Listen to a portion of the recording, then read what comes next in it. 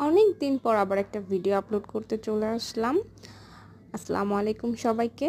তো আজকে সকাল থেকেই মা বারবার বলছিল যে চল আজকে কিছু একটা করি, সবজি বাগানে অনেক সবজি হয়েছে, সবজিগুলো তুলে বাসার সবজি দিয়ে রান্না করি। আসলে এই যে বাসার ছাদে সবজি চাষ করা, তারপরে সেগুলো রান্না করে খাওয়া, অর্গানিক একদম নিজের হাতে লাগানো সবজি গাছ থেকে ছিঁড়ে রান্না করে। এই যে আমার মা কুমড়ো শাক ছিঁড়ছে, ঝাল ছিঁড়ছে, তারপরে বেগুন ছিঁড়বে, লেবু ছিঁড়বে। আজকে আমাদের দুপুরে মেনু ছিল হচ্ছে খিচুড়ি, হাঁসের মাংস আর হচ্ছে বেগুনের আচার। আরও হচ্ছে আমাদের যে ওপাশে একটা ছোট ঘর আছে, সেখানে একটা ছোট খামার মতো আছে, সেখানে 4-5টা দেশি মুরগি, তারপরে হাঁস, রাজহাঁস, ছোট হাঁস, চীনা হাঁস, এরকম অনেক হাঁস আছে, কোয়েল পাখি আছে।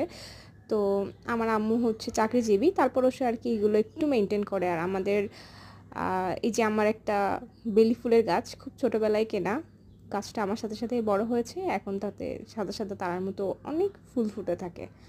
আবার এই যে আমার একটা খুব শখের জিনিস, এটা নিয়ে একটা আলাদা ভিডিও দিব একদিন। মানে আমার খুবই খুবই খুবই শখের, এখানে অনেক অনেক কালারের মাছ ছাড়া হয়েছে ছোট ছোট। আর এই যে এখানে দেখতেই পাচ্ছেন খিচুড়ি রান্না চলছে খুব সুন্দরভাবে। আমি আমাদের ছোটো রান্নাঘর, আমাদের দুটো রান্নাঘর, তার মধ্যে ছোটো রান্নাঘরটায় আর কি এই টুকটাক রাইস কুকারে ভাত টাতগুলো রান্না করা হয়। তো আমি খিচুড়ি অলরেডি চাপিয়ে দিয়েছে, যে মা শাকগুলো ধুয়ে কেটে এনে খিচুড়িতে দিয়ে দিল। আমরা সবজি খিচুড়ি করব।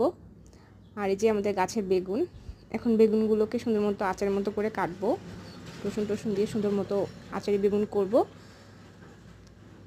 আসলে এই যে আমাদের খামারের হাঁসটা চাপাচ্ছি, হাঁসটা এদিকে রান্না হচ্ছে, অর্ধেকটা রান্না করা হচ্ছে, অর্ধেকটা তুলে রাখা হচ্ছে।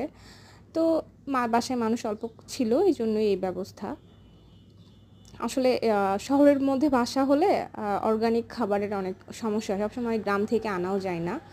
তো আমাদের বাসাটা একদম রাস্তার সাইডে, শহরের মধ্যে সবসময় গাড়ি ঘোড়ার শব্দ, মানুষের কোলাহল লেগেই থাকে। তার মধ্যে আর কি বাসায় ছাদ বাগান এইভাবে মেনটেন করা, তারপর সেখান থেকে সবজি তোলা খেলা একটা অন্যরকম অভিজ্ঞতা।